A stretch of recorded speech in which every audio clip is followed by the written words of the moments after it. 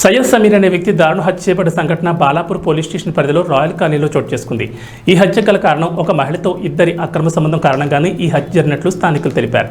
అయితే హత్య జరిగిన కొన్ని గంటల వ్యవధిలోనే బాలాపూర్ పోలీసులు సోహెల్ అబ్దుల్ గౌజ్లను అరెస్ట్ చేశారు.